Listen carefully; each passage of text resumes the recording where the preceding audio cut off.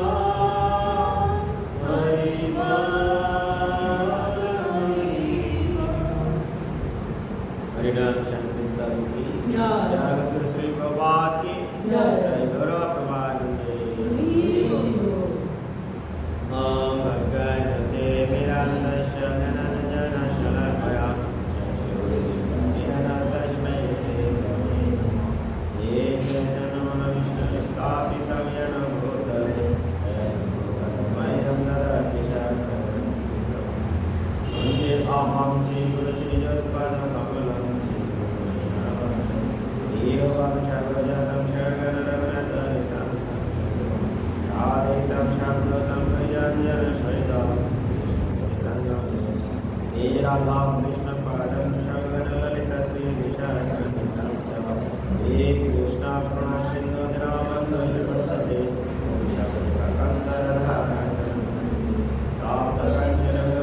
राधे वृंदावनेश्वरी देवी प्रणामामि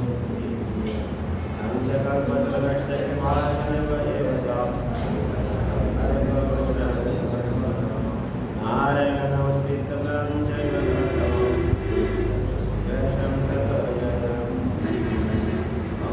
भगवते वासुदेवाय नमो भगवते वासुदेवाय नमो भगवते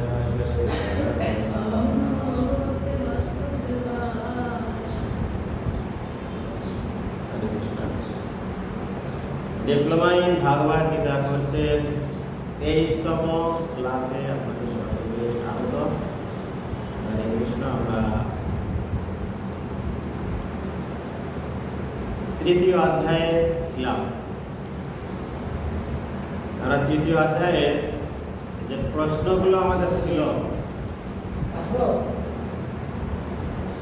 আমরা কি কোনো প্রশ্নগুলো কি পেয়েছি কি? কৃষ্ণ ভাবনার নামে কখনো কখনো কি ভুল ধারণা পোষণ করা হয়, এটা আমরা প্রথম শ্লোকে ব্যাখ্যাতে পেয়েছি। আমরা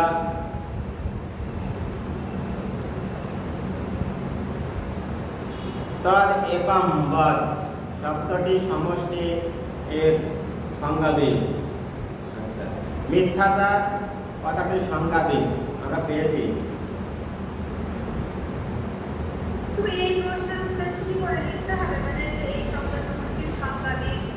এটা হয়তো ভুল আছে, এই জায়গায় দেখতে হবে, দেখে বলে দেবো, ঠিক আছে? মিথ্যাচারের সংজ্ঞাটা আমরা পেয়েছি নাকি? মিথ্যাচারের সংজ্ঞা আমরা গত ক্লাসে পেয়েছি না? গত একটা ক্লাসে পেয়েছি তো। আবার 6 নাম্বার ছিল, 6 নাম্বার ছিল দ্বিতীয়তে 6 নাম্বার ছিল কি? কর্মযোগ সবিশেষ সাথে, এটা প্রথম লাইন। 7 নাম্বার হলো তদ অর্থম কর্মকাণ্ড মুক্ত সঙ্গ। এই শব্দের সমষ্টির সংজ্ঞা করুন, সংজ্ঞা প্রদান করুন। এটা 39 নম্বর ছিল। কত 39? এটা আমাদের 9 নাম্বার শ্লোক নম্বর, তৃতীয় অধ্যায় 9 নাম্বার। তারপরে এগুলো প্রত্যেকটা দেওয়া আছে, যেগুলো না পাওয়া যায় আমাকে হোয়াটসঅ্যাপে নক করা লাগবে। পঞ্চমহাভূত কি আমরা পাবো আজকে 12 নম্বর শ্লোক থেকে শুরু, তাই তো?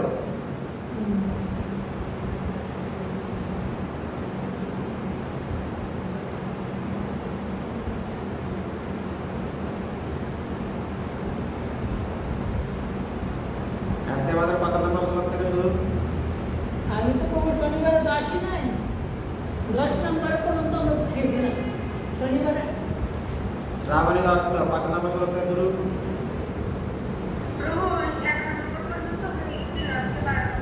আজকে 12 নম্বর থেকে শুরু।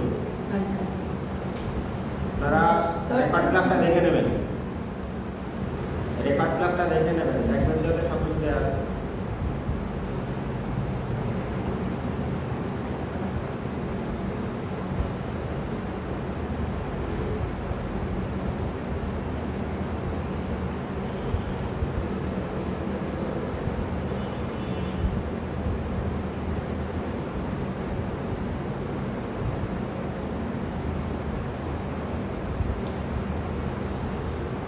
বানান ঠিক আছে?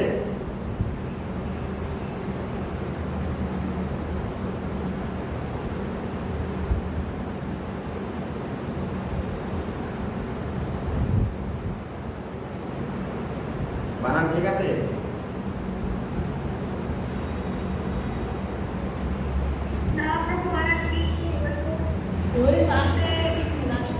কোন জায়গায়?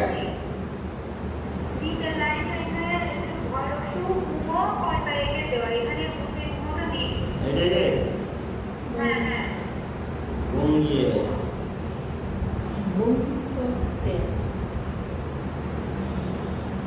বানান কি হবে জায়গায়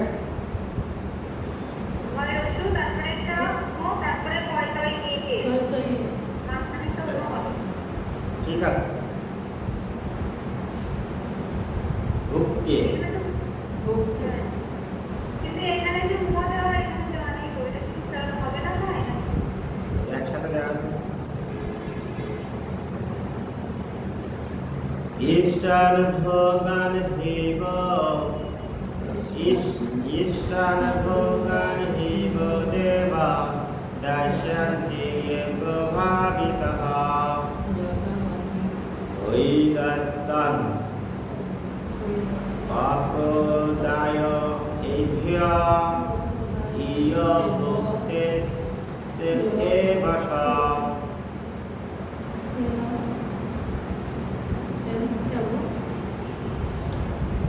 ইষ্ঠান ইষ্ঠান ভোগন জীব দেবা দাশান্ত্যেয়ক ভাবিতঃ তুই দত্তান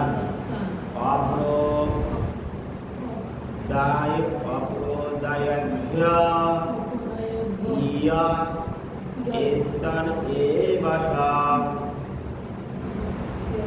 এবা তেন এবাশ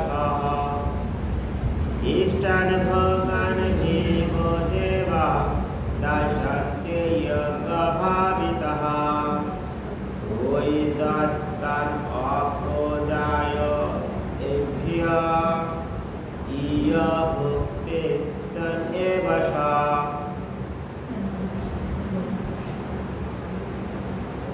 ক্লিয়ার ইষ্টান ভোগান জীব দেবা দাশান্ত্যেয়ক ভাবিতঃ তুই দত্তান অপ্রদায় এভ্য ইয় ভুক্তে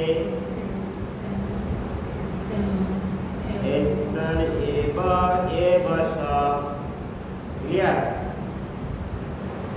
হ্যাঁ ঠিক আছে ভগবান অর্জুনকে বললেন যজ্ঞের ফলে সন্তুষ্ট হয়ে দেবতারা তোমাদের বাঞ্ছিত ভক্ষ বস্তু দান করবে কিন্তু দেবতাদের প্রদত্ত বস্তু তাদের নিবেদন না করে যে ভোগ করে সে নিশ্চয় চোর যজ্ঞের ফলে সন্তুষ্ট হয়ে অর্থাৎ যে হোমযজ্ঞ আদি আমরা করি এই যজ্ঞ দেবতাদের উদ্দেশ্যে যে যজ্ঞটা করি এটা দেবতাদের কাছে পৌঁছায় দেবতারা সন্তুষ্ট হয়ে এই যজ্ঞের ফলে সন্তুষ্ট হয়ে তাদের কাছে আমরা যেগুলো বাঞ্ছা করি সেই ভোগ্য বস্তু আমাদের প্রদান করে এই এক লাইন প্রথম লাইনকে বোঝা কি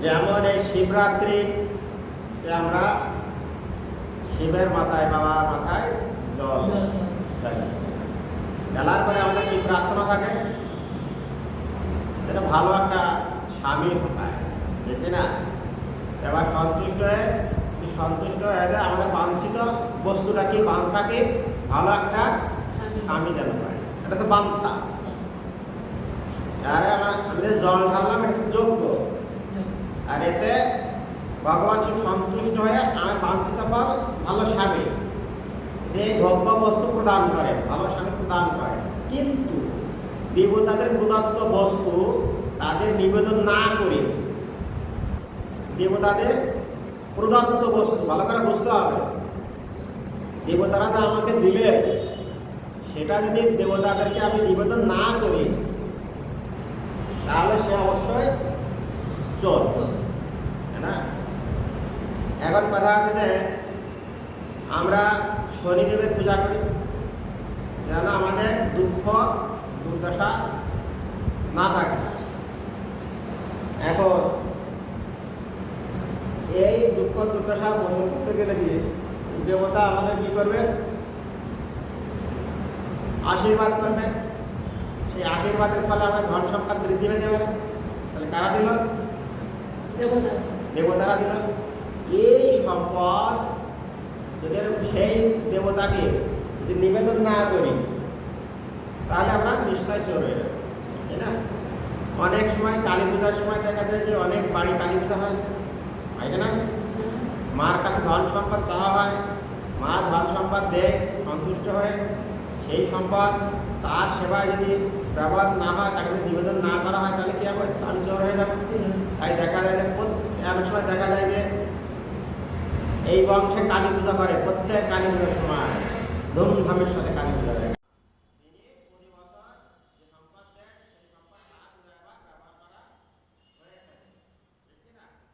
এখন কথা হচ্ছে যে দেবতারা যে সম্পদ আমাদেরকে দিচ্ছে তিনি কোথায় পান, ঠিক কি না? দেবতারা তো ভগবান শ্রীকৃষ্ণের পূজা করে, তারা ভগবান শ্রীকৃষ্ণের সেবা করার মাধ্যমে ভগবানের কাছ থেকে নিয়ে আসেন। যেমন মন্দিরীরা কোথায় পায়? প্রধানমন্ত্রীর কাছ থেকে অনুমোদন হয়ে যাদের কাছে আসে, সেটা মন্ত্রীরা এমপিদের মাধ্যমে এমপিদের মধ্যে ভাগ করে দেওয়া হয়। এমপিরা কি করে? এটা জেলা পর্যায়ে ভাগ করে দেয়। হ্যাঁ, জেলা পর্যায়ে তারা কি করে? তারা ভাগ করে দেয় চেয়ারম্যানের কাছে। চেয়ারম্যানরা কার কাছে ভাগ করে দেয়? মেম্বারের কাছে।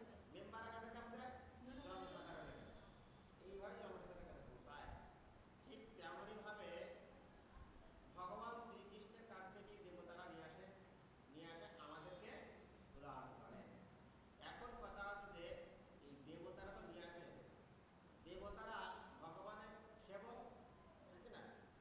দেবতারা ভগবানের যেহেতু সেবক, ভগবানের প্রসাদ ছাড়া গ্রহণ করেন না, তাই তো? তাই যদি হয়, দেবতারা যে সম্পদ আমাদের দান করছেন সেটা কাকে নিবেদন করতে হবে? ভগবান। কারণ ভগবানের প্রসাদ ছাড়া না, তাই না? ভগবানকে নিবেদন করে দেবতাদের অর্পণ করলে দেবতারা সন্তুষ্ট। তাই বলা আছে দেবতারা যে বস্তু আমাদেরকে দান করছেন সেই ভোগ্য বস্তু অবশ্যই তাদেরকে নিবেদন করতে হবে। তাদেরকে নিবেদন করতে গেলে ভগবানকে আগে নিবেদন করতে হবে, করে তারপরে তারা পাবে, তাই তো? আর যদি ভগবানকে যদি না দেওয়া হয় তাহলে নিশ্চয় সেই ব্যক্তি চোর। তাহলে চোরের সংখ্যা কি পেয়েছি আমরা?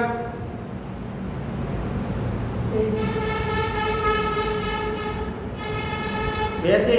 আজকে 100 পালা। এখন বলা হচ্ছে যে তারপরে ভগবান শ্রীকৃষ্ণ দেখে তারপরে শ্রী প্রভুপাদ কি বলছেন, জীবের জীবন ধারণ করার জন্য যা প্রয়োজন তা স্বামী ভগবান শ্রীকৃষ্ণ নির্দেশ অনুসারে বিভিন্ন দেব দেবীরা সরবরাহ করছে। কার নির্দেশে? ভগবান শ্রীকৃষ্ণের নির্দেশে দেব দেবীরা আমাদেরকে দিচ্ছে, তাই না? যেমন জলের দেবী গঙ্গা, বিদ্যার দেবী সরস্বতী। এই বিদ্যা দেবী বিদ্যা কোথা থেকে এসেছে? ভগবান শ্রীকৃষ্ণের নির্দেশে আমাদেরকে দিচ্ছে। ভগবান নির্দেশ না দিলে দেবতারা আমাদের দিতে পারবে না, ঠিক আছে? তাহলে ভগবান শ্রীকৃষ্ণকে সন্তুষ্ট করা একমাত্র বিবেক। তাই যজ্ঞ অনুষ্ঠান করে এই সমস্ত দেব দেবীদের সন্তুষ্ট করতে শাস্ত্রে নির্দেশ দেওয়া হয়েছে। বেদে বিভিন্ন দেব দেবীর উদ্দেশ্যে বিভিন্ন যজ্ঞ করার নির্দেশ দেওয়া হয়েছে, কিন্তু সমস্ত যজ্ঞের পরম ভোক্তা হচ্ছেন স্বয়ং ভগবান। যাদের ভগবান সম্বন্ধে কোনো ধারণা নেই তারা হচ্ছে অল্প বুদ্ধি সম্পন্ন। বিভিন্ন দেব দেবীর উদ্দেশ্যে তাদের যজ্ঞ অনুষ্ঠান করতে বলা হয়েছে। মানুষেরা এবং যে বিভিন্ন জড়গুণের দ্বারা প্রভাবিত সেই অনুসারে বেদে বিভিন্ন ধরনের যজ্ঞ করার নির্দেশ দেওয়া হয়েছে। একইভাবে বিভিন্ন গুণ অনুসারে বিভিন্ন দেব দেবীর পূজা করার নির্দেশ দেওয়া হয়েছে। যেমন যারা মাংসাশী তাদের জড়া প্রকৃতির বিভিন্ন বিভৎস রূপী কালী পূজার নির্দেশ দেওয়া হয়েছে। বোঝা যাচ্ছে? যারা মাংসাশী যারা বিভৎস রূপে যেমন ছিন্নমস্তা আছে না, কালী পূজার নির্দেশ দেওয়া হয়েছে এবং কালীর কাছে পশু বলির দেওয়ার বিধান দেওয়া হয়েছে, ঠিক আছে। কিন্তু যারা সত্যবাদী অধিষ্ঠিত তাদের নির্দেশ দেওয়া হয়েছে পরমেশ্বর ভগবান শ্রীকৃষ্ণের আরাধনা, বিষ্ণুর আরাধনা করতে। যজ্ঞের সমস্ত যজ্ঞের উদ্দেশ্য হচ্ছে ধীরে ধীরে জড় স্তর অতিক্রম করে উন্নীত হওয়া। সাধারণ লোকেদের অন্তত পঞ্চমহাভূত পঞ্চমহাভূতকে 5টি যজ্ঞের অনুষ্ঠান করা কর্তব্য। তাদেরকে বলা হয়েছে যে মনুষ্য সমাজে যা কিছু প্রয়োজন তার সবই আসছে ভগবানের প্রতিনিধি বিভিন্ন দেব দেবীর কাছ থেকে। কোনো কিছু তৈরি করার ক্ষমতা তার আমাদের নেই এবং মানব সমাজের নিত্য প্রয়োজনীয় খাদ্য, ফলমূল, শাক সবজি, দুধ, চিনি ইত্যাদি কোনোটাই আমরা তৈরি করতে পারি না। তেমনই আবার নিত্য প্রয়োজনীয় জিনিসগুলি যেমন উত্তাপ, আলো, বাতাস, জল আদি কেউই তৈরি করতে পারে না। ভগবানের ইচ্ছার ফলে সূর্য কিরণ দান করে, চন্দ্র জ্যোৎস্না ধারণ করেছেন, বায়ু প্রবাহিত হয়, বৃষ্টির ধারা ধরণীতে রসিক্ত করে, এগুলি ছাড়া কেউ বাঁচতে পারে না। এইভাবেই আমরা দেখতে পাই আমাদের জীবিকা ধারণ, জীবন ধারণ করার জন্য যা কিছু তা সবই ভগবান আমাদেরকে দিচ্ছেন। এমনকি কলকারখানায় আমরা যে সমস্ত জিনিস বানাচ্ছি তাও তৈরি হচ্ছে ভগবানের দেওয়া বিভিন্ন ধাতু, গন্ধ, পারদ, ঠিক আছে, ম্যাঙ্গানিজ আদি বিভিন্ন উপাদানগুলি দিয়ে। আমাদের অগোচরে ভগবান আমাদের সমস্ত সম্পদ প্রয়োজনগুলি মিটিয়ে দিচ্ছেন যাতে আমরা আত্মোপলব্ধির জন্য স্বচ্ছ জীবনযাপন করে জীবনের লক্ষ্যে পরিণত হতে পারি। অর্থাৎ যাকে বলা হয় জড়জগতের জীবন সংগ্রাম থেকে চিরতরে মুক্তি। এইগুলো সুন্দর করে পড়তে হবে আমাদের। বলা আছে স্কুল জড়বাদী যে সমস্ত চোরেরা ভগবানকে সম্পদ চুরি করে জড়জগৎকে ভোগ করতে উন্মত্ত, তাদের জীবনের উদ্দেশ্য নেই, ঠিক আছে। এইভাবে সুন্দর করে এগুলো আমরা পড়লে বুঝতে পারব।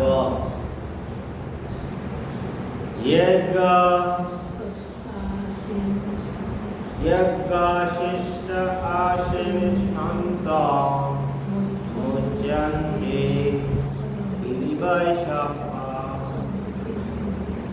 মুচ্যন্তে সর্ব বিনিবৈষঃ ওঙ্কেতে তমগ্না পাপা পাপা ইয়া পশ্যন্তে কারণয়া কারণয়া কারণ বলাছে শিষ্ট অশনি শান্ত মুচ্যন্তে সর্ব বিনিবৈষঃ ওঙ্কেতে তমগ্না পাপা ইয়া পশ্যন্তে কারণ।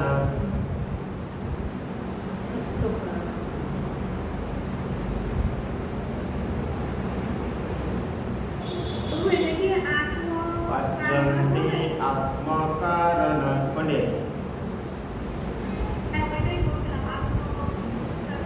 পশ্যন্তে আত্মকারণ শিষ্ট অশর শান্ত মুচ্যন্তে সর্ব বিনিবৈষঃ ওঙ্কেতে তমগ্না পাপা ইয়ে পশ্যন্তে আত্মকারণ। ক্লিয়ার?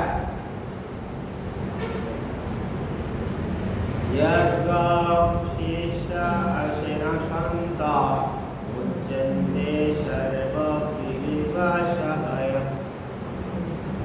ওঙ্কেতে তমগ্না পাপা ইয়ে পশ্যন্তে আত্মকারণ। ভগবান শ্রীকৃষ্ণ অর্জুনকে বললেন ভক্তেরা সমস্ত পাপ থেকে মুক্ত হয়। ভক্তরা সমস্ত পাপ থেকে মুক্ত হয়। পাপ থেকে মুক্ত হন, কারণ তারা যজ্ঞাশিষ্ট অন্নাদি গ্রহণ করে। যজ্ঞাবশিষ্ট যারা কেবল স্বার্থপর হয়ে নিজেদের ইন্দ্র তৃপ্তির জন্য অন্নাদি পাক করে, মানে রান্না করে, তারা কেবল পাপই ভোজন করে। ভক্তরা সমস্ত পাপ থেকে মুক্ত হন, কারণ তারা যজ্ঞশিষ্ট অর্থাৎ ভগবানকে নিবেদন করে, ভগবান নিবেদন করা মানে যে অবশিষ্ট, সেই উচ্ছিষ্ট অন্নাদি গ্রহণ করে।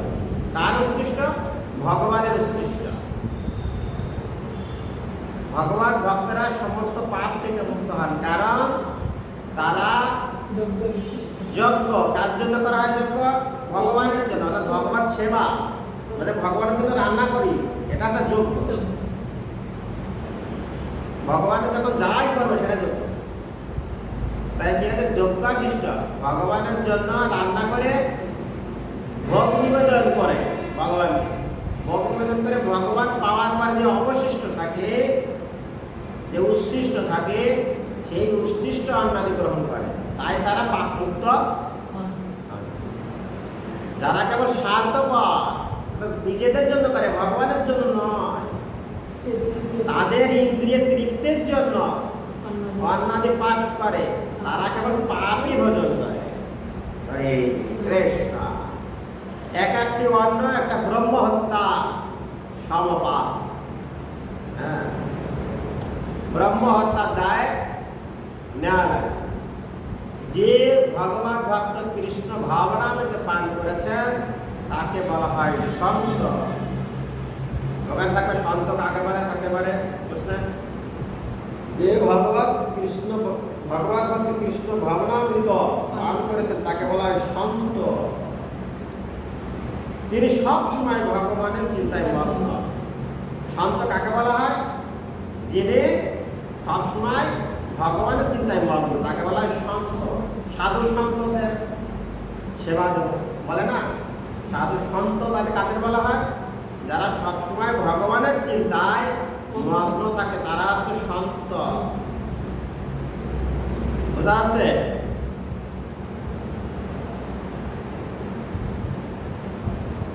শ্রাবণী দত্ত বোঝা আছে না? হ্যাঁ, বুঝতে পারছি। ব্রহ্ম সংহিতাতে পঞ্চম অধ্যায়ের 38 নম্বর শ্লোকে বর্ণনা করা হয়েছে, করে বলা হয়েছে, প্রেমাঞ্জুরিশ্বরিত ভক্তি বিলোচনেন সন্ত সদৈব হৃদয়েষু বিলপয়ন্তি। যেহেতু সন্তকাল সর্বদাই সদা সর্বদাই পরম পুরুষোত্তম ভগবান গোবিন্দ অথবা মুকুন্দ অথবা শ্রীকৃষ্ণের প্রেমে মগ্ন থাকেন, সেই জন্য তারা ভগবানকে প্রথমে অর্পণ না করে কোনো কিছু গ্রহণ করেন না। তাই এ ধরনের ভক্তের শ্রবণ, কীর্তন, অর্চন, স্মরণ আদি বিবিধ ভক্তি অঙ্গের দ্বারা সর্বক্ষণে যজ্ঞ অনুষ্ঠান করছেন। এই সমস্ত অনুষ্ঠানের ফলে তারা কখনোই জড়জগতের পরিচিত দ্বারা প্রভাবিত হন না। তাহলে মুকুন্দ মুক্তিদাতা, ভগবান শ্রীকৃষ্ণের বলা হয় মুকুন্দ, কারণ তিনি আছেন মুক্তিদাতা, আনন্দ প্রদানকারী। ভগবান শ্রীকৃষ্ণ বলা হয় গোবিন্দ। গোবিন্দ শব্দের অর্থ হচ্ছে আনন্দ দানকারী। কৃষ্ণ হচ্ছে সর্বাকর্ষক পুরুষ। তাহলে এখানে আমরা পেতে পারি সন্তগণ। তাহলে সন্ত কারা? সন্তগণ পরম পুরুষোত্তম ভগবান গোবিন্দ অথবা মুকুন্দ শ্রীকৃষ্ণের প্রেমে মগ্ন থাকেন, তারা হচ্ছে সন্ত। সেজন্য তারা তার ভগবানকে প্রথমে অর্পণ না করে কোনো কিছুই গ্রহণ করেন না। তাই এই ধরনের ভক্তের কি কি শোনা যাবে? শ্রবণ, কীর্তন, স্মরণ, অর্চন আদি বিধি বিবিধ ভক্তি অঙ্গের দ্বারা তারা সর্বক্ষণে ভগবানের সেবায় যুক্ত যজ্ঞ অনুষ্ঠান করছেন এবং সেই সমস্ত অনুষ্ঠানের ফলে তারা কখনোই জড় জগতে তুলসিতার দ্বারা প্রভাবিত হন না। এই জন্য বৈশাখ মাসে কি করে সাধু সন্তদের সেবা দান করে, বৈষ্ণব সেবা দেয়। অন্য সমস্ত লোকেরা যারা আত্মতৃপ্তির জন্য নানা রকম উপাদেয় খাদ্য বস্তু প্রস্তুত করে খায়, শাস্ত্রে তাদেরকে বলে চোর। এটি বলা হচ্ছে অন্য সমস্ত লোকেরা যারা আত্মতৃপ্তির জন্য নানা রকম খাদ্য প্রস্তুত করে খায় তাদেরকে শাস্ত্রে বলা হচ্ছে চোর বলে গণ্য করা হয়েছে। তাদের সেই খাদ্যের সঙ্গে সঙ্গে তারা প্রতি গ্রাসে গ্রাসে পাপ গ্রহণ করে। সেই মানুষ চোর বা পাপী সে কি করে সুখী হতে পারে? তা কখনোই সম্ভব নয়।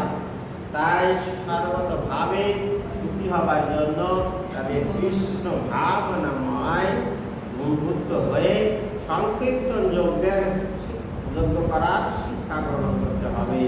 তা না হলে এই পৃথিবীতে সুখ ও শান্তি লাভের কোনো আশা নেই।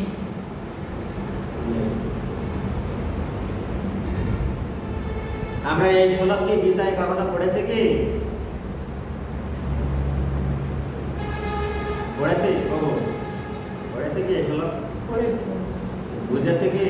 বুঝি নাই, আগে তো বুঝি না, এখন বুঝলাম। এখন বোঝা যাচ্ছে।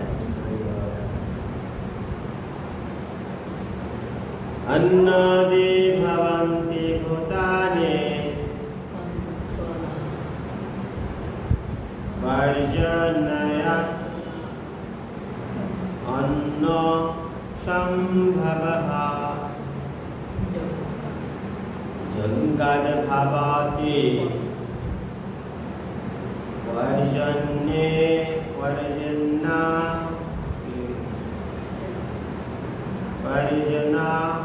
योग कर्म समद्भवः योग कर्म समद्भवः अन्नाद् भवन्ति भूतानि पर्जन्यात् अन्नात् सम्भवः योगद् भवति पर्जन्या यज्ञ कर्म समद्भवः।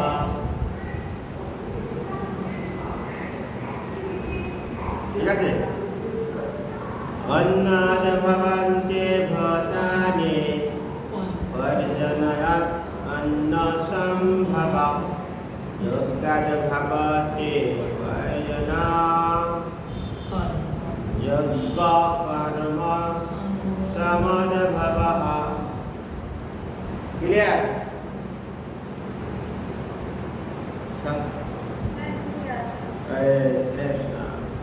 ভগবান শ্রীকৃষ্ণ অর্জুনকে বললেন, কি বললেন?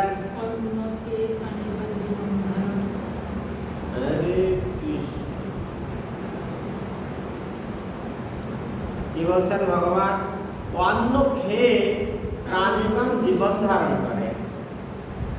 বৃষ্টি হওয়ার ফলে অন্ন উৎপন্ন হয়, যন্ত্র যজ্ঞ অনুষ্ঠান করার ফলে বৃষ্টিপাত হয় এবং শাস্ত্রোক্ত কর্ম থেকে যজ্ঞ উৎপন্ন হয়।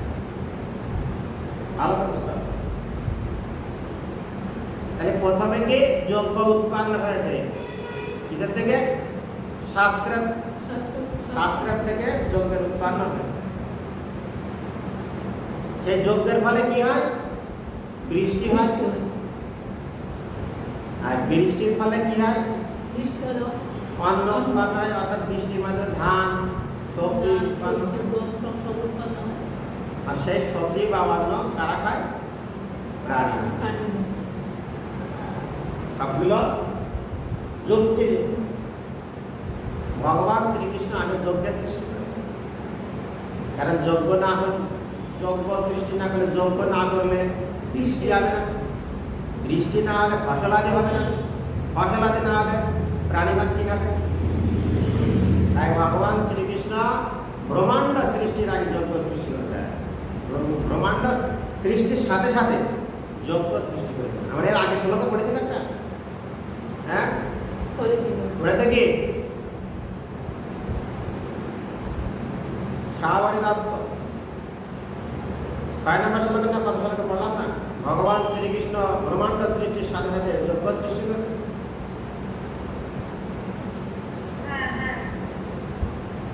তাহলে এখন আমরা বুঝতে পারছি। তাহলে যজ্ঞ করলে কি হয়? ভগবানের সেবা করলে কি হয়? বৃষ্টি হয়।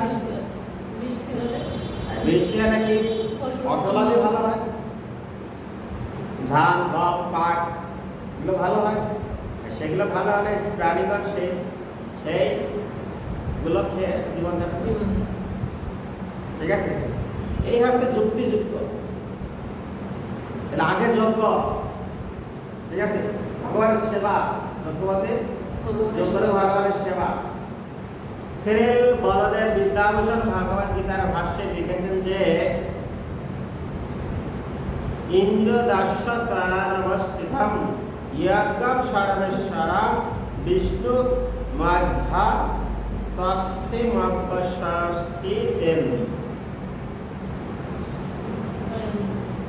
সুন্দর করে লিখেছেন, আমরা অনুবাদ দেখব। বলছেন যে পরমেশ্বর ভগবান হচ্ছেন যজ্ঞ পুরুষ, সমস্ত যজ্ঞের ভক্তা হচ্ছেন তিনি, তিনি হচ্ছেন সমস্ত দেব দেবীর ঈশ্বর। দেহের অঙ্গ প্রত্যঙ্গ যেমন সারা দেহের সেবা করে ভগবানের অঙ্গ রূপ বিভিন্ন দেব দেবীরাও তেমন ভগবানের সেবা করেন। ইন্দ্র বরুণ আদি দেবতারা নিযুক্ত করেছেন জড়জগতের সুষ্ঠুভাবে পরিচালনা করার জন্য। বেদের নির্দেশ দেওয়া হয়েছে কিভাবে যজ্ঞ করার মাধ্যমে এই সমস্ত দেবতাদের সন্তুষ্ট করা যায়। এভাবে সন্তুষ্ট হলে তারা আলো বাতাস জল আদি দান করেন, তার ফলে প্রচুর পরিমাণে ফসল উৎপন্ন হয়। ভগবান শ্রীকৃষ্ণের আরাধনা করা হলে ভগবানের অংশ বিশেষ দেবদেবীরাও সেই সঙ্গে পূজিত হন। তাই তাদের আলাদা করে কোনো পূজা করার প্রয়োজন নেই। আছে কি? লক্ষ্মীর পূজা করা যাবে?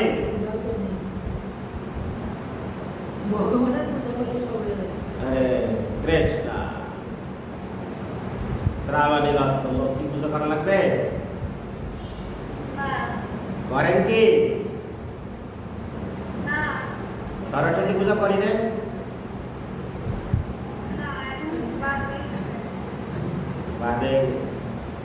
এই কারণে কৃষ্ণ ভাবনাময় ভগবানের ভক্তেরা ভগবানকে সমস্ত খাদ্যদ্রব্য নিবেদন করে, তারপর তারা গ্রহণ করে, তার ফলে দেহ চিন্ময়ত্ব লাভ করে। এভাবে খাদ্য গ্রহণ করার ফলে শুধু যে দেহের মধ্যে সঞ্চিত বিগত সমস্ত পাপ কর্মফল নষ্ট হয়ে যায় তা নয়, জড়া প্রকৃত সকল ক্লেশ থেকেও দেহকে বিমুক্ত হয়। যখন কোনো সংক্রামক রোগ ব্যাধি মহামারীতে ছড়িয়ে পড়ে, তখন রোগ প্রতিষেধক টিকা নিলে মানুষ তা থেকে রক্ষা পায়। সেই রকম ভগবানের বিশুদ্ধ, এটা কি লিখেছে? ভগবান বিষ্ণুকে অর্পণ করার ফলে সকল আহার্য প্রসাদ রূপে গ্রহণ করলে জাগতিক কলুষতার প্রভাব থেকে যথেষ্ট রক্ষা পাওয়া যায়। এবং যারা এভাবে অনুশীলন করে তাদের ভগবান ভক্ত বলা হয়। তাই কৃষ্ণ ভাবনাময় ব্যক্তি যিনি কেবল কৃষ্ণ প্রসাদ গ্রহণ করেন, করে জীবন ধারণ করেন, তিনি বিগত জড় সংক্রামক রোগগুলি প্রতিরোধ করতে পারেন এবং সমস্ত সংক্রামকগুলি আত্মোপলব্ধির উন্নতির পথে বাধা স্বরূপ। পক্ষান্তরে যে ভগবানকে নিবেদন না করে কেবল নিজের ইন্দ্রিয় তৃপ্তির লাভের জন্য খাদ্য গ্রহণ করে, তার পাপের বোঝা বাড়তে থাকে এবং তার মনোবৃত্তি অনুসারে তার পরবর্তী জীবনে শূকর বা কুকুরের মতো নিকৃষ্ট পশু দেহ ধারণ করে, যাতে সমস্ত পাপ কর্মের ফল ভোগ করতে পারে। এই জড় কলুষিত পূর্ণ, কিন্তু কৃষ্ণ প্রসাদ গ্রহণ করলে সে কলুষ মুক্ত হয় এবং তার শুদ্ধ সত্তায় অধিষ্ঠিত হয়। তাই যে তা করে না সে ভবরোগ কলুষিত দ্বারা আক্রান্ত হয়ে যন্ত্রণা ভোগ করে। খাদ্য, শস্য, শাক, সবজি, ফল, মূল হচ্ছে ভগবানের প্রকৃত আহার্য। আর পশুরা মানুষের উচ্ছিষ্ট ও ঘাস পাতা খেয়ে জীবন ধারণ করে। যে সমস্ত মানুষ আমিষ আহার করে তাদেরও প্রকৃতপক্ষে গাছপালার উপর নির্ভর করতে হয়, কারণ যে পশু তারা আহার করে সে পশুগুলি গাছপালা এবং অন্যান্য উদ্ভিদের দ্বারাই পুষ্ট হয়। এভাবে আমরা বুঝতে পারি যে প্রকৃতির দান মাঠের ফসলের উপর নির্ভর করে আমরা প্রকৃতপক্ষে জীবন ধারণ করি। বড় বড় কলকারখানা তৈরি জিনিসের উপর নির্ভর করে নয়। আকাশ থেকে বৃষ্টি হওয়ার ফলে ক্ষেতের ফসল হয়। এই বৃষ্টি নিয়ন্ত্রণ করে ইন্দ্র, চন্দ্র, সূর্য আদি দেবতারা। এরা সকলে হচ্ছেন ভগবানের আজ্ঞাবহ ভৃত্য বা দাস। তাই যজ্ঞ করে ভগবানকে তুষ্ট করলে ভৃত্যরা অর্থাৎ দেবতারা সন্তুষ্ট হন। তারা তখন সমস্ত অভাব মোচন করে। এই যুগের জন্য নির্ধারিত যজ্ঞ হচ্ছে সংকীর্তন যজ্ঞ। তাই অন্তত পক্ষে খাদ্য সরবরাহে অভাব অনটন থেকে রেহাই পেতে গেলে সকলেরই কর্তব্য হচ্ছে যজ্ঞ অনুষ্ঠান করা। এই সংকীর্তন যজ্ঞ করলে মানুষের খাওয়ার করার কোনো অভাব থাকবে না। বুঝা গেল? হরে কৃষ্ণ।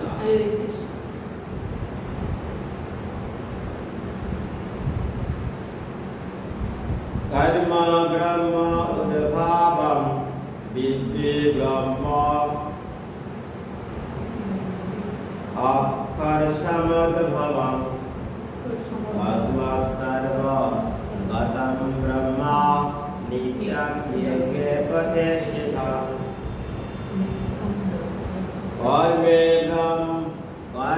ব্রহ্ম উদ্ভাবম বিদ্ধি ব্রহ্ম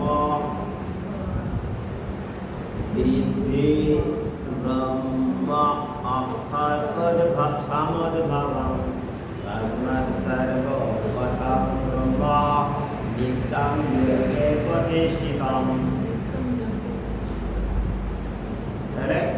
কর্ম ব্রহ্ম উদ্ভাবম বিদ্ধি ব্রহ্ম অক্ষর সমদ্ভবম তস্মাৎ সর্ব গতম ব্রহ্ম নিত্যং যজ্ঞে প্রতিষ্ঠিতম।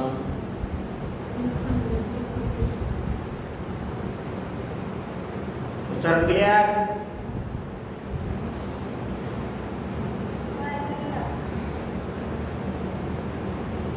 ভগবান শ্রীকৃষ্ণ অর্জুনকে বললেন, যজ্ঞাদি কর্ম বেদ থেকে উদ্ভূত হয়েছে। যজ্ঞ কোথা থেকে উদ্ভূত হয়েছে? বেদ থেকে। বেদ অক্ষর বা পরমেশ্বর ভগবান থেকে প্রকাশিত হয়েছে। বেদের যে অক্ষরগুলো কোথা থেকে প্রকাশিত হয়েছে? অক্ষর বলতে 16 পরমেশ্বর ভগবান থেকে প্রকাশিত হয়েছে। অতএব সর্বব্যাপক ব্রহ্ম সর্বদা যজ্ঞে প্রতিষ্ঠিত আছেন।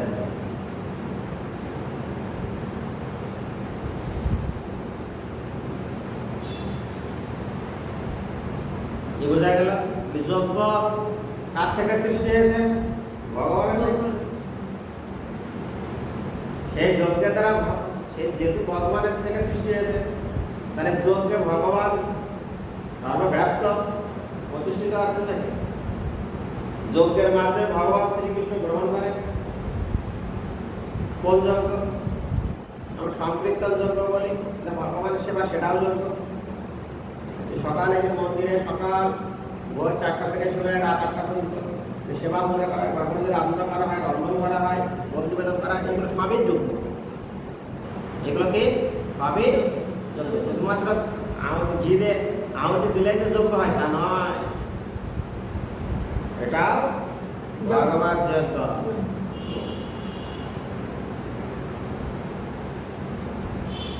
যজ্ঞ অর্থাৎ কর্মান্ন, অর্থাৎ ভগবান শ্রীকৃষ্ণকে তুষ্ট করার জন্য যে কর্ম করা প্রয়োজন সে কথা এই শ্লোকে স্পষ্ট ভাবে বর্ণনা করা হয়েছে। যজ্ঞ পুরুষ শ্রী বিষ্ণুর সন্তুষ্টির জন্য যখন আমাদের কর্ম করতে হয় তখন আমাদের কর্তব্য হচ্ছে বেদের নির্দেশ অনুসারে সমস্ত কর্ম সাধন করা। বেদের সমস্ত কর্ম পদ্ধতির বর্ণনা করা হয়েছে। যে কর্ম বেদে অনুমোদিত হয়নি তাকে বলা হয় বিকর্ম বা পাপ কর্ম। বেদে যে কর্ম অনুমোদিত হয়নি বলা হয় বিকর্ম বা পাপ কর্ম। তাই বেদের নির্দেশ অনুসারে সমস্ত কর্ম করাটাই হচ্ছে বুদ্ধিমানের কাজ। তাতে কর্মের ফলের বন্ধন থেকে মুক্ত হওয়া যায়। সাধারণ অবস্থায় যেমন মানুষকে রাষ্ট্রের নির্দেশ অনুসারে চলতে হয়, তেমনই ভগবানের নির্দেশ অনুসারে তার পরম রাষ্ট্র ব্যবস্থায় পরিচালিত হওয়ায় একমাত্র কর্তব্য। বেদের সমস্ত নির্দেশগুলি সরাসরি ভগবানের নিঃশ্বাসের সাথে থেকে উদ্বুদ্ধ হয়েছে। তাই তাকে বলা হয়েছে অসা মহত ভূতাস্য নিঃশ্বাস্য শ্রী তমে তদ ইয়ার ঋথেদ যজুর্বেদা সম বেদাহ অথার্বং গীরসা। ঋগ্বেদে, যজুর্বেদে, সামবেদে, অথার্ববেদে এই সব কয়টি বেদই হচ্ছে ভগবানের নিঃশ্বাসের থেকে। তাহলে বেদ কোথা থেকে উদ্বুদ্ধ হয়েছে? ভগবানের নিঃশ্বাস থেকে। ভগবানের নিঃশ্বাস থেকে। আর বেদে কি আছে? যজ্ঞের কথা আছে, তাই তো? সেই যজ্ঞ কোথা থেকে উদ্বুদ্ধ হয়েছে? ভগবানের থেকে। ऐसे বিষয় বলা আছে যে গৃহদা অরণ্য উপনিষদে বলা হয়েছে ভগবান সর্বশক্তিমান, তিনি নিঃশ্বাসের দ্বারা কথা বলতে পারেন। ব্রহ্ম সংহিতাতে বলা হয়েছে সর্বশক্তিমান ভগবান তার যে কোনো ইন্দ্রিয়ের দ্বারা সব কয়টি ইন্দ্রিয়ের কাজ করতে পারে। অর্থাৎ ভগবান তার নিঃশ্বাসের দ্বারা কথা বলতে পারে, তার দৃষ্টির দ্বারা গর্ভের সংসার করতে পারে। ভগবান শ্রীকৃষ্ণ দৃষ্টিপাত না করলে কখনো কোনো সন্তান গর্ভ ধারণ করতে পারে না। ভগবান শ্রীকৃষ্ণের দৃষ্টিপাত না হলে এখনো গর্ভের সন্তান আসে না। প্রকৃতপক্ষে ভগবান জড় প্রকৃতির প্রতি দৃষ্টিপাত করেন, তার ফলে সমস্ত বিশ্ব চরাচরে প্রাণ সংসার হয়ে থাকে। জড় প্রকৃতির গর্ভে বীজ সৃষ্টি করার পর এই সমস্ত বদ্ধ জীবেরা যাতে জড়া বন্ধনে থেকে মুক্ত হয়ে যায়, তার কাছে ফিরে আসতে পারে, সেই জন্যই তিনি বৈদিক জ্ঞান দান করেন। আমাদের মনে করা উচিত এই জড়া জগৎ প্রতিটি বদ্ধজীবী জড়সুখ করতে চায়, কিন্তু বৈদিক নির্দেশনাবলী এমন ভাবে রচিত হয়েছে যে আমরা যেন আমাদের বিকৃত বাসনাগুলিকে পরিতৃপ্তি পারি, তারপর তথাকথিত শুদ্ধ পরিসমাপ্তি করে ভগবান সেবা ফিরে পেতে পারি। জড় জগতের দুঃখময় বন্ধন থেকে মুক্ত হবার জন্য ভগবান জীবকে এভাবে করুণা করেছেন।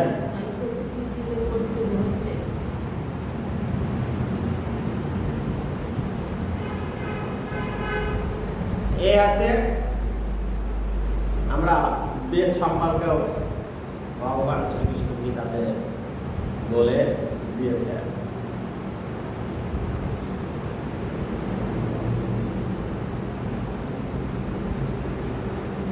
एवं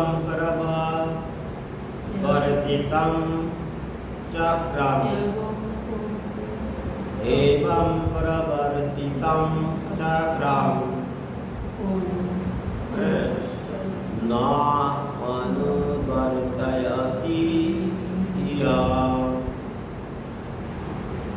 वर्तति इह अघायु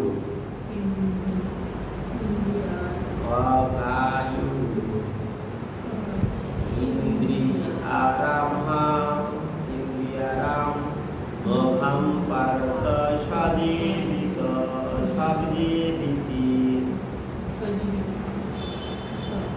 एवं प्रवर्तितं चक्रं न अनुवर्ताय इह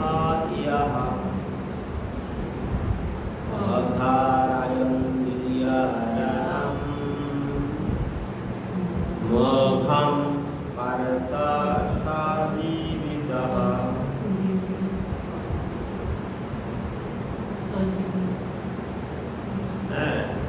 ऐसे उच्चारण क्लियर?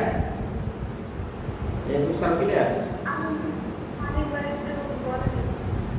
बोलो एवं प्रवर्तितं चक्रं न अनुवर्तयति इह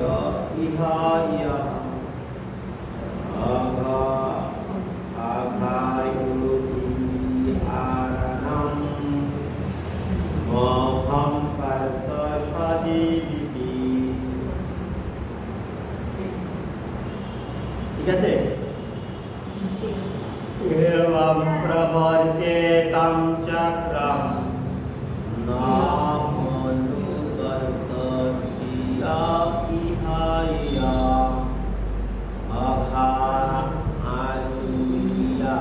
अघायुर्विहारणं मोहं पार्थ सजीविति।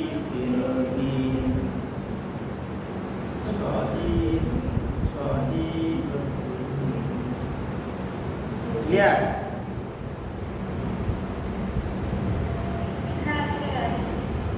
भगवान श्री कृष्ण अर्जुन के बोल रहे हैं अर्जुन যে ব্যক্তি এই জীবনে বেদের দ্বারা প্রতিষ্ঠিত যজ্ঞ অনুষ্ঠানের পন্থা অনুসরণ করে না সেই ইন্দ্রিয় সুখ পরায়ণ পাপী ব্যক্তি বৃথা জীবন ধারণ করে।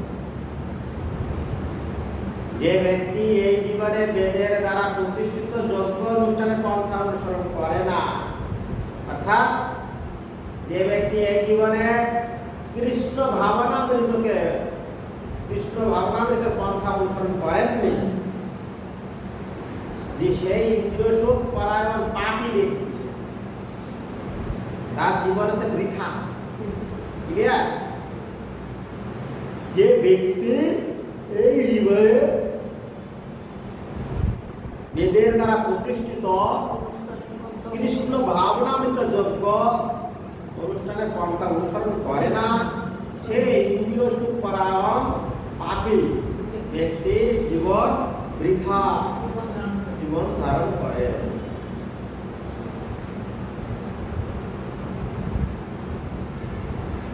এই হচ্ছে বিষয়। বৈশ্বিক জীবন দর্শন অনুযায়ী অক্লান্ত পরিশ্রমের দ্বারা অর্থ উপার্জন করে ইন্দ্রিয় সুখ ভোগ করার যে অর্থহীন প্রচেষ্টা তা অতি ভয়ঙ্কর পাপের জীবন বলে ভগবান তা পরিত্যাগ করতে নির্দেশ দিয়েছেন। তাই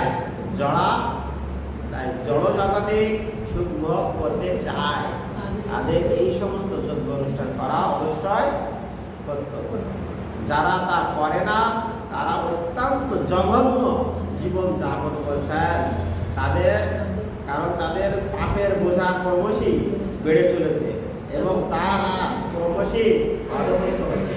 প্রকৃতির নিয়মে এই মনুষ্য জীবন পাওয়ার একমাত্র উদ্দেশ্য হচ্ছে কৃষ্ণ ভাবনামৃত কর্মযোগ,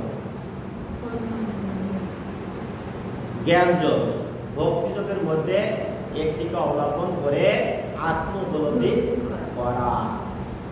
পাপ পুণ্যের অতীত পারমার্থবাদীদের কঠোরভাবে শাস্ত্রোক্ত যজ্ঞ অনুষ্ঠান করার কোনো আবশ্যকতা নেই, কিন্তু যারা লিপ্ত তাদের এই সমস্ত যজ্ঞ করার মাত্রে পবিত্র হওয়া প্রয়োজন।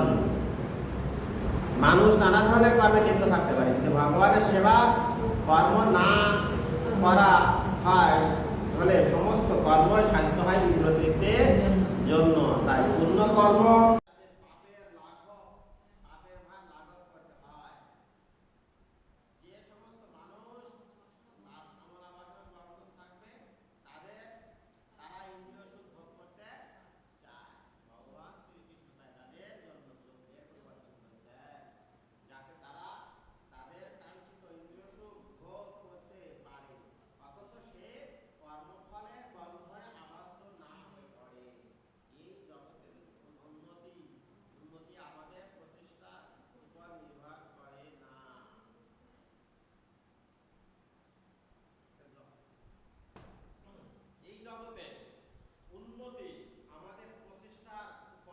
করে না, তা নির্ভর করে অলক্ষ্যে ভগবানের ব্যবস্থাপনা অর্থাৎ তার আজ্ঞাবাহক দেব দেবীদের উপর। তাই বেদের নির্দেশ অনুসারে যজ্ঞ করে দেবতাদের সন্তুষ্ট করা হলে তার গ্রামের উন্নতি সাধিত হয়। আপাত দৃষ্টিতে মনে হয় যে বিভিন্ন দেব দেবীদের সন্তুষ্ট করার জন্য যজ্ঞ অনুষ্ঠান করা হয়। প্রকৃতপক্ষে যজ্ঞ অনুষ্ঠান করার উদ্দেশ্য ভগবান শ্রীকৃষ্ণকে সন্তুষ্ট করা। তাই ভগবান শ্রীকৃষ্ণের সেবায় যদি আমরা যুক্ত থাকি তা অবশ্যই ভগবান সন্তুষ্ট। তাই একটা যজ্ঞাদি করার কোনো প্রয়োজন পড়ে না। এবং এইভাবে যজ্ঞ অনুষ্ঠান করতে করতে অন্তরে কৃষ্ণ ভক্তির বিকাশ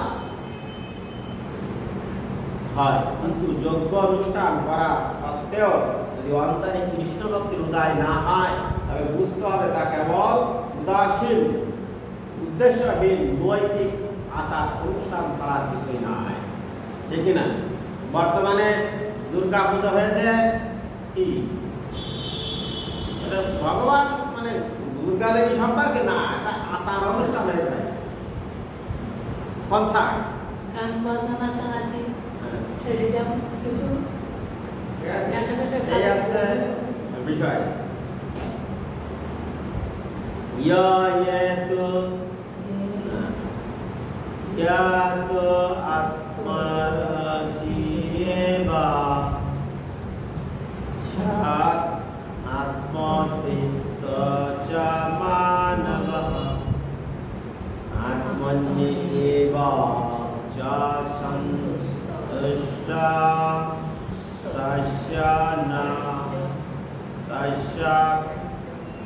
কার্যং নবেদতে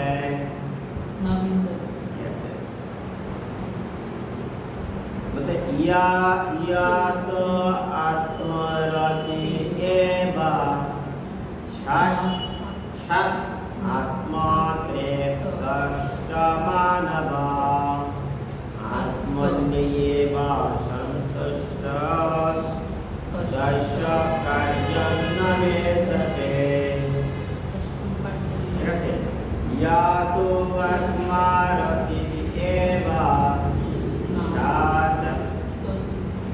সৎ আত্মতৃপ্ত চ মানব আত্মন্যেবা চ সন্তুষ্টঃ তস্য কার্যং নবেদতে। তস্যং কার্যং নবেদতে। ভগবান শ্রীকৃষ্ণ অর্জুনকে বললেন, কিন্তু যে ব্যক্তি আত্মাতেই তৃপ্ত আত্মাতে তৃপ্ত প্রাপ্ত, আত্মাতেই সন্তুষ্ট, তার কোনো আর কর্তব্য নেই। ঠিক আছে? যে ব্যক্তি আত্মাতেই তৃপ্ত, আত্মাতেই প্রীত এবং আত্মাতেই সন্তুষ্ট, তার কোনো কর্তব্য কর্ম নেই। যেমন দ্বাপর যুগে এবং অন্যান্য ত্রেতা যুগে, সত্য যুগে ঋষিরা ধ্যান করতেন। তারা ধ্যান করে ভগবানের সেবা করতে করতে দেহতে হাড় ফাড়া কিছুই নেই। তারাকে এরকম ব্যক্তিকে বলা হয় আত্মাতে পীড়িত, আত্মাতে তারা তৃপ্ত আর আত্মাতে সন্তুষ্ট। তাদের কোনো খাবারের প্রয়োজন হয় না। তারা ভগবানের লীলা দর্শন করে। তারা মানুষের ভগবানের সেবা পূজা ধ্যানের মাধ্যমে করছে। ঠিক আছে? তাদের আর কোনো কর্তব্য কর্ম থাকে না। এই সংসারের দায়িত্ব, এই মা বাবার প্রতি দায়িত্ব, দেশের প্রতি দায়িত্ব, এই সমস্ত দায়িত্ব তাদের আর কর্তব্য কর্ম থাকে না। আমি কি বোঝাতে পেরেছি কি?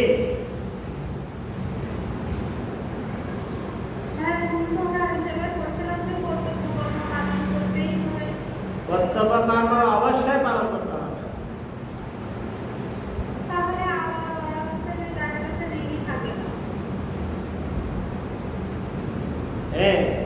যারা বলছে আত্মাতেই প্রীত, আত্মাতেই তৃপ্ত, যিনি কৃষ্ণ ভাবনামৃত, উঠতে বসতে খেতে শুতে সব কৃষ্ণ কৃষ্ণময়, তারা এই সমস্ত পারিবারিক বা দেশে কোন কর্তব্য তারা থাকে না। আমরা কি সর্বদাই কৃষ্ণ ভাবনাময় হতে কি পেরেছি কি? তাহলে আমাদের আছে তখন তার সেই ব্যক্তির কর্তব্য কর্ম কৃষ্ণ সেবা ছাড়া কিছুই থাকে। ভগবান শ্রীকৃষ্ণের সেবায় আমাদের কর্তব্য কর্ম। ঠিক আছে? বুঝাতে পেরেছি কি আমি? যিনি সম্পূর্ণভাবে কৃষ্ণ ভাবনাময়, কৃষ্ণ সেবা বাঞ্ছা প্রায় তিনি সম্পূর্ণভাবে মগ্ন, তার অন্য কোনো কর্তব্য নেই। ঠিক আছে? আমি যেটা বলছি ঠিক আছে? যাক, তাই আমি বলতে পারি। হ্যাঁ, তার আর কোনো কর্তব্য নেই। আন্ডারলাইন, যিনি সম্পূর্ণভাবে কৃষ্ণ ভাবনাময়, কৃষ্ণ বাঞ্ছা সেবা বাঞ্ছা প্রায় যিনি সম্পূর্ণভাবে মগ্ন, তার অন্য কোনো কর্তব্য নেই। কৃষ্ণ ভক্তি লাভ করার ফলে তার অন্তর সম্পূর্ণভাবে তুলসী হয়ে পবিত্র হয়। হাজার হাজার যজ্ঞ অনুষ্ঠানেও যে ফল লাভ করা যায় না, কৃষ্ণ ভক্তির প্রভাবে তা মুহূর্তের মধ্যে সাধিত হয়। এভাবে চেতনা শুদ্ধ হলে যে পরমেশ্বর ভগবানের সঙ্গে তার নিত্যকালের সম্পর্কে উপলব্ধি করতে পারেন, তখন ভগবানের তার কর্তব্য কর্ম স্বয়ং জানালে লোকায়িত হয় এবং তাই তিনি তারা বৈদিক নির্দেশ অনুসারে কর্তব্য কর্ম বা অকর্তব্য কর্মের গভীরতার মধ্যে আবদ্ধ থাকে, গণ্ডির মধ্যে আবদ্ধ থাকে না। আমি কি বোঝাতে পেরেছি কি? এবার ক্লিয়ার? এইরকম কৃষ্ণ ভক্ত জীবের দ্বারা জীবের আর জড় বিষয় শক্তি থাকে না এবং কামিনী কাঞ্চনের প্রতি তারা কোনো মোহ থাকে না। তাহলে ক্লিয়ার? এবার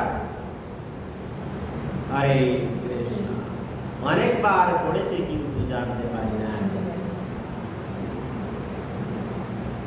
ঠিক আছে? হ্যাঁ, হ্যাঁ ঠিক আছে আমরা করবো। তাহলে আমরা এতদিন গীতা কি পড়েছি?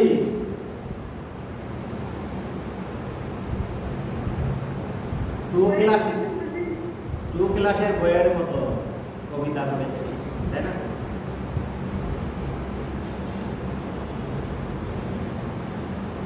নৈব তস্য কৃতেনার্থা ন ইত্যেতি ইহা কচন ন এব তস্য কৃতেন অর্থ ন অকৃতেন কর্তব্য কর্ম। বানান ঠিক আছে? কর্তব্য কর্ম ইহ কশ্চন ন চ সস্য ন চ অস্য সর্বভূতেষ কশ্চিদ অর্থ ভাবার্থ প্রপশ্য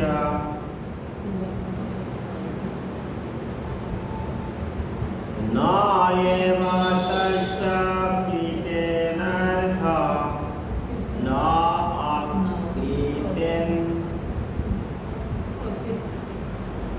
অকৃতেন ইহ কশ্চন ন চ অস্য সর্বভূতেষ কশ্চিদ অর্থ ব্যপাশ্রিয়। ঠিক আছে?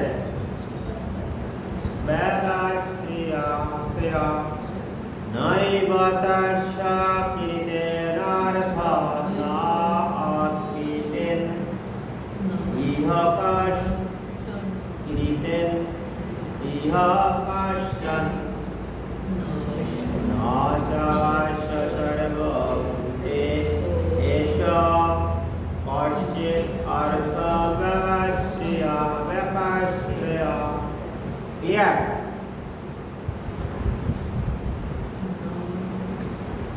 ক্লিয়ার?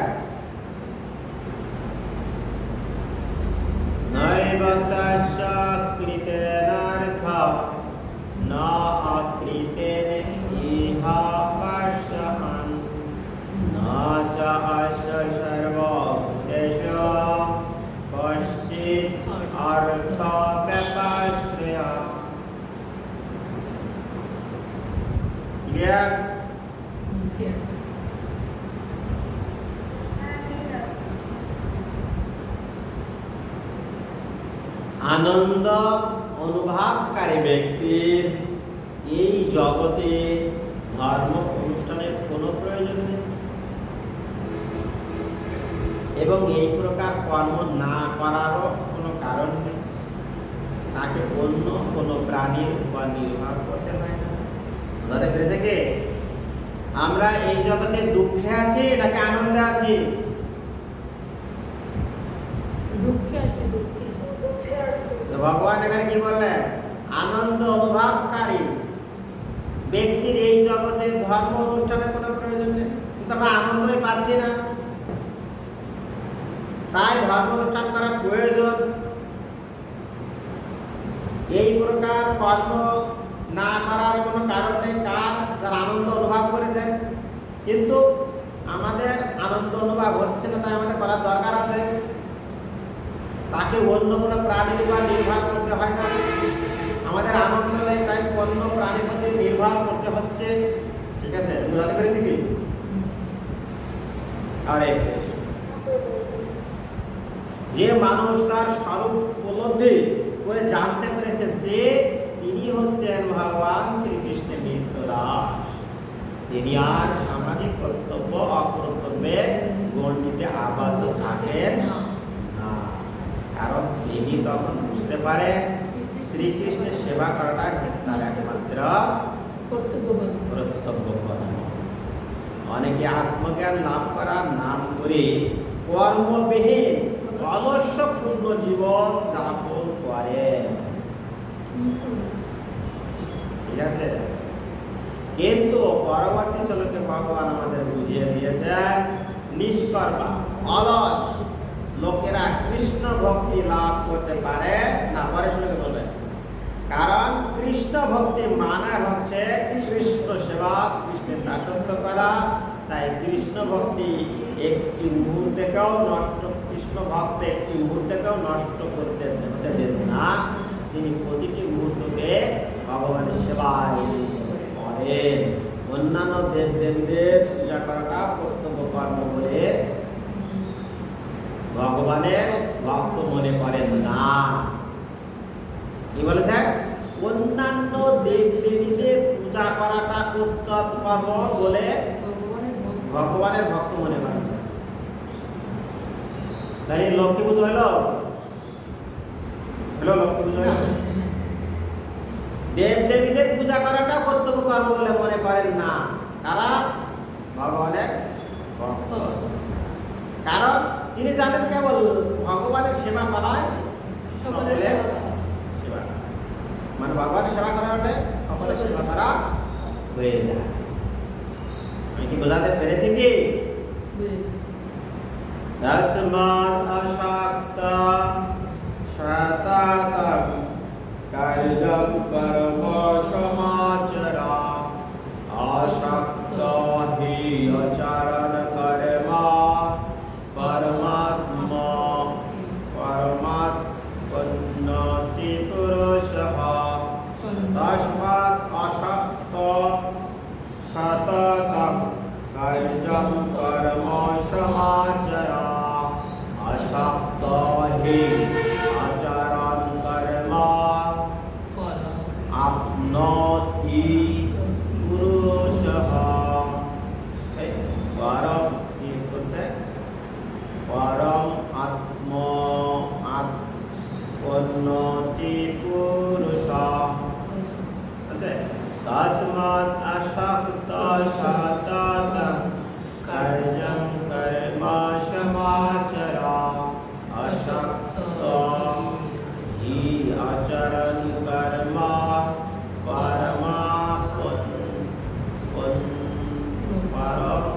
পরমাপ্নোতি পুরুষঃ।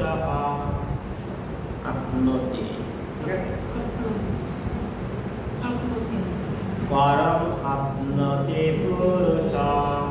তস্মাদসক্ত সততং কার্যং কর্ম সমাচরঃ আসক্ত হি আচরণ কর্ম পরম আপনোতি পুরুষঃ। তস্মাদসক্ত সততং কার্যং কর্ম সমাচরঃ আসক্ত হি আচরণ কর্ম পরম আপনোতি পুরুষঃ। ক্লিয়ার? হরে কৃষ্ণ। ভগবান শ্রীকৃষ্ণ বললেন, অতএব কর্মফলের প্রতি আসক্ত রহিত হয়ে কর্তব্য কর্ম সম্পাদন কর। কোন কর্ম? কর্মফলের প্রতি আসক্তি রহিত হয়ে, অকর্ম অনাসক্ত হয়ে কর্ম করার ফলে মানুষ পরতত্ত্বকে লাভ করতে পারে। অনাসক্ত হয়ে কর্ম করলে ভগবান সে পরম তত্ত্বকে বুঝতে পারে।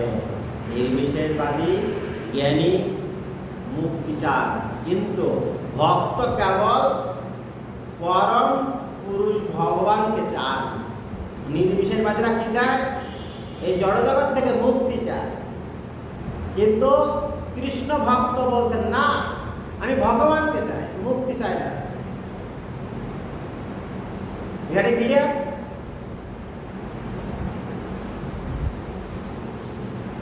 ভগবানকে চান কেন? ভগবানকে সেবা করা। তাই সদ্গুরুর তত্ত্বাবধানে যখন কেউ ভগবানের সেবা করেন, তখন মানব জীবনের পরম উদ্দেশ্য সাধিত হয়। কুরুক্ষেত্রের যুদ্ধে ভগবান শ্রীকৃষ্ণ যুদ্ধ করতে বললেন, কারণ সেটি ছিল তার ইচ্ছা। কার ইচ্ছা? কৃষ্ণের ইচ্ছা। সৎ কর্ম করে অহিংসা ব্রত পালন করে ভালো মানুষ হওয়াটাই স্বার্থপর কর্ম। ভালো করে বুঝতে হবে, স্বার্থপর কি? সৎ কর্ম কর্ম অহিংসা ব্রত পালন করে ভালো মানুষ হওয়াটা স্বার্থপর।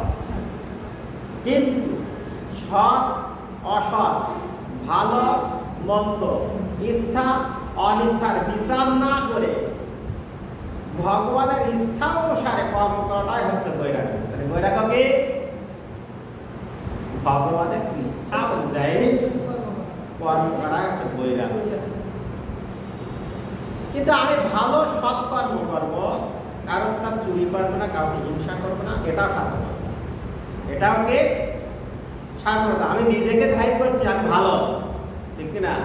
কিন্তু ভগবত সেবা বা বৈরাগ্য হচ্ছে সৎ অসৎ, ভালো মন্দ, ইচ্ছা অনিচ্ছা বিচার করে কিন্তু ভগবানের ইচ্ছায় কর্ম করাই হচ্ছে বৈরাগ্য। এই বৈরাগ্য কি? আন্ডারলাইন হবে।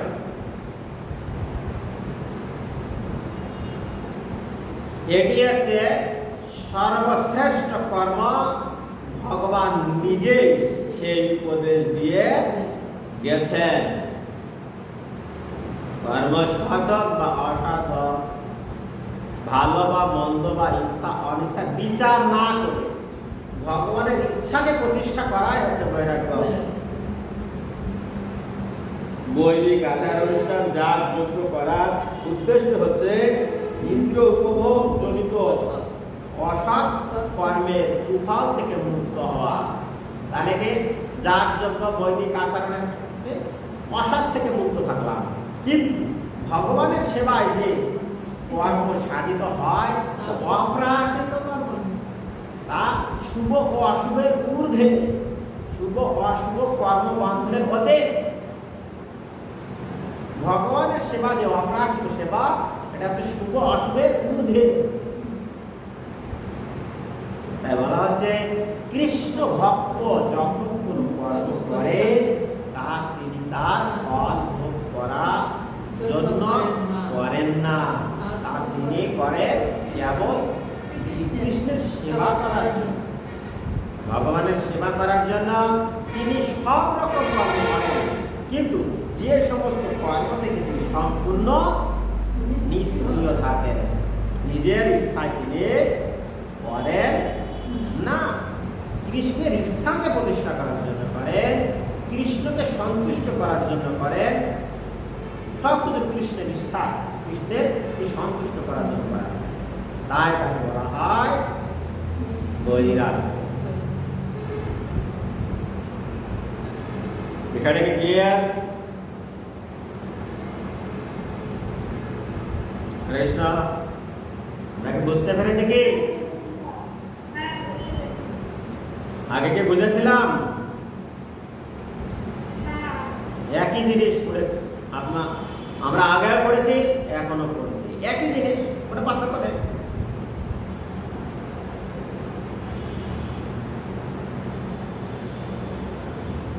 কর্মণ্যে এবা হি সংসিদ্ধে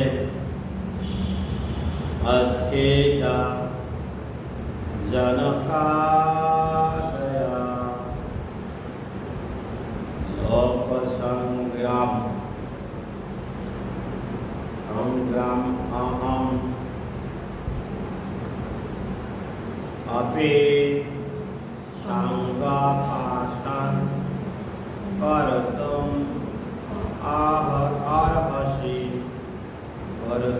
अर्हसि মানে কি?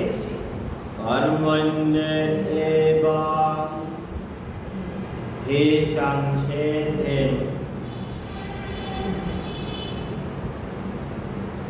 अস্থিতা अস্থিতা জনকাদয়া লোক সংগ্রাম एवा अपि संपश्यन् कर्तुम् अर्हसि। क्लियर? कर्मण्येवाहि संचेते अस्थिता जनकादहा लोकसंग्राम एवा अपि समपश्यन् प्रवृत्तिम् अर्हसि। क्लियर?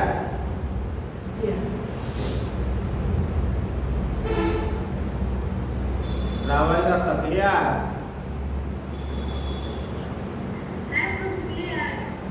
हरे कृष्ण। ভগবান শ্রীকৃষ্ণ অর্জুনকে আরো বললেন, জনকাদি রাজারা, মানে জনক রাজা কে ছিলেন?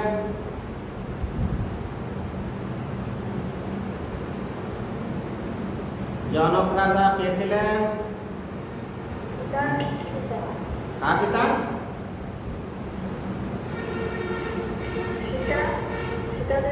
সীতা দেবীর পিতার নাম ছিল জনক। ঠিক আছে? জনক রাজা ছিলেন দ্বাদশ মহাজনের একজন।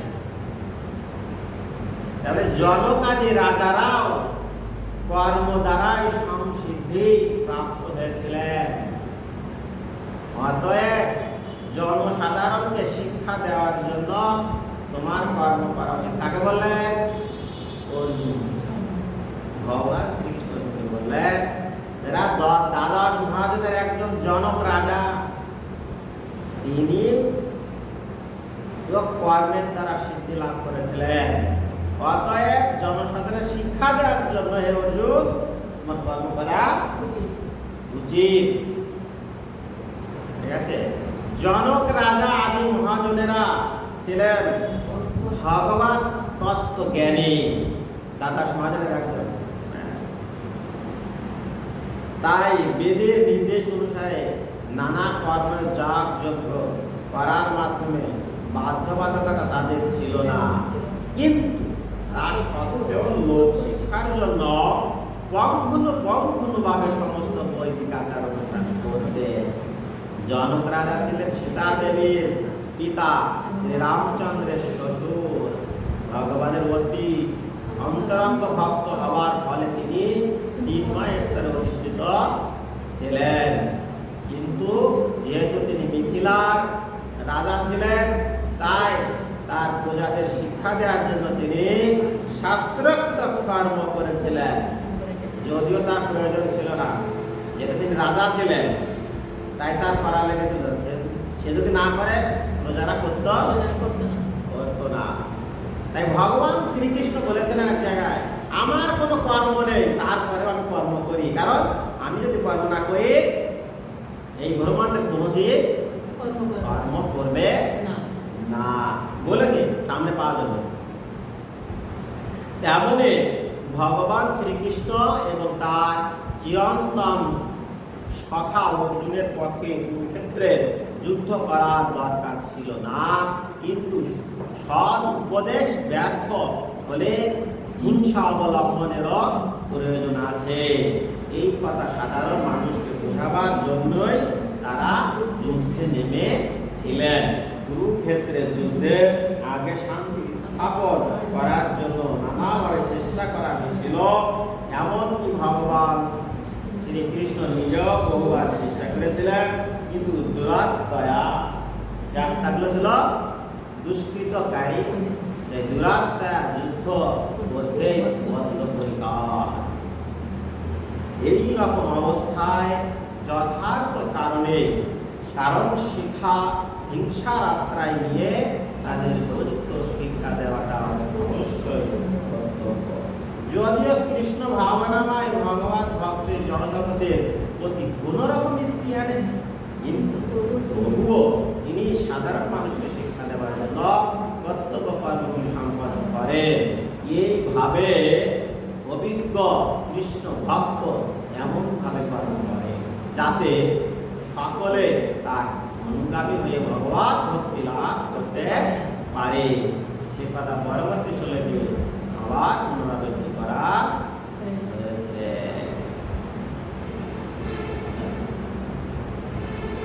বলছে যদ যদ আচারিত শ্রেষ্ঠ যৎ যৎ আচারিত শ্রেষ্ঠ তৎ তৎ এব ইতরা জনঃ সা ইয়ৎ প্রমাণং কুরুতে লোকসন্ত অনুবর্ততে লোকতৎ অনুবর্ততে বলছে যৎ আচারিত শ্রেষ্ঠ তৎ তৎ এব ইতরা জনঃ তৎ ইতরা জনঃ সা ইয়ৎ প্রমাণং কুরুতে লোক তৎ অনুবর্ততে। ঠিক আছে, যৎ যৎ আচারিত শ্রেষ্ঠ তৎ তৎ এব ইতরা জনঃ সা ইয়ৎ প্রমাণং কুরুতে লোক তৎ অনুবর্ততে। আরে কৃষ্ণ, শ্রেষ্ঠ ব্যক্তি যেভাবে আচরণ করে ইতর মানে তার নিম্নবর্তী লোক তারাও তাদেরকে অনুসরণ করে। ঠিক আছে, এইটা বোঝাচ্ছে। কি বলছে? বলছে এটা কিভাবে প্রমাণ? নায়ক শাহরুখ খান শ্রেষ্ঠ ব্যক্তি, একটা চুলের একটা কাটিং দিলে ছেলের দেখা গেছে সেই কাটিং ছেলেরা শাহরুখ খান কাটিং দাও। ঠিক আছে, ঠিক না? এইভাবে দেখা যাচ্ছে আমরা সিরিয়ালে দেখি, পাখি সিরিয়াল ছিল আগে নাকি, হ্যাঁ, তাই পাখি শার্ট, পাখি ড্রেস, সকল লোক পাখি ড্রেস বানানো শুরু করে। ঠিক আছে, তাহলে শ্রেষ্ঠ ব্যক্তিরা যেভাবে আচরণ করে সাধারণ ব্যক্তি তাদেরকে অনুসরণ করে। আমি কি উদাহরণে বোঝাতে পেরেছি কি? আপনি কি বানিয়েছিলেন নাকি পাখি ড্রেস না পাখি শার্ট?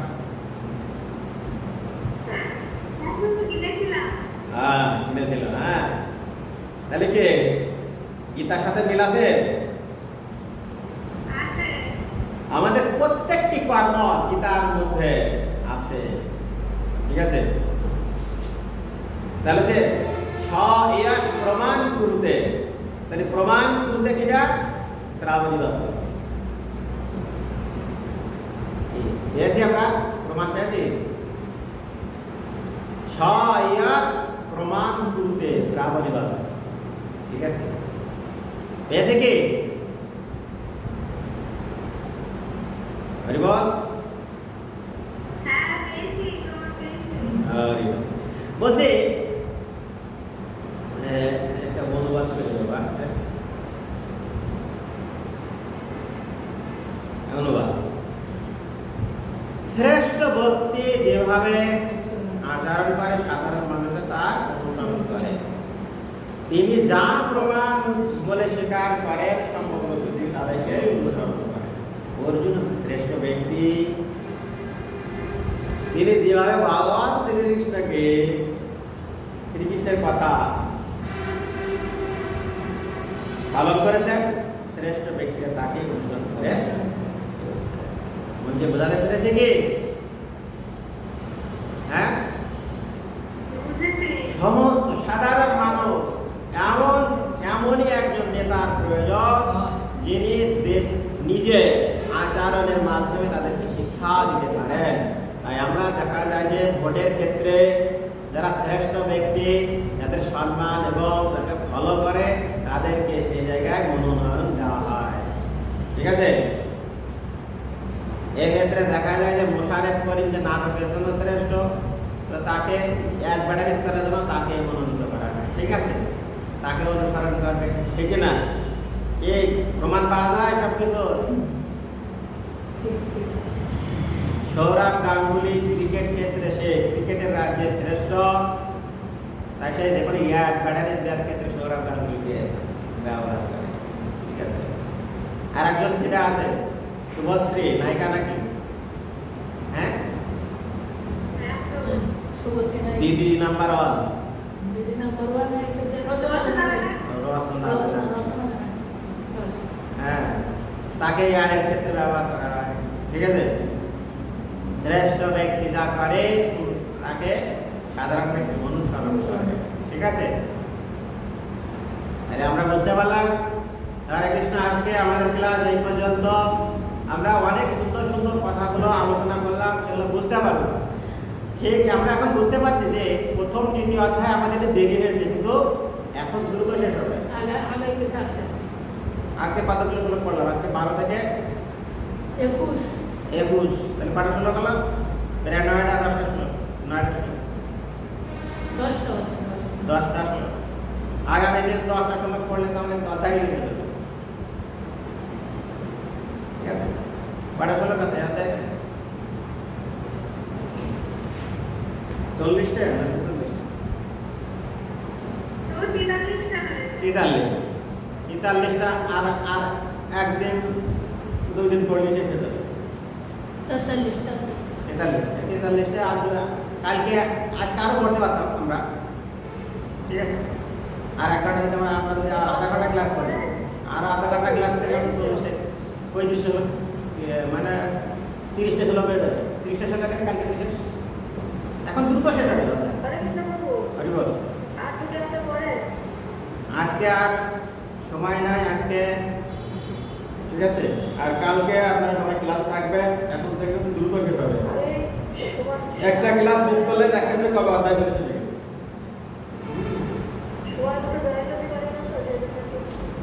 সময় মতো জয়েন হবেন, দেখবেন। না হলে দেখবেন যে আপনি আগে দেখবেন যে কি কালকে দেখলাম দ্বিতীয় অধ্যায় আজকে পঞ্চম অধ্যায়, এরকম হয়ে যাবে।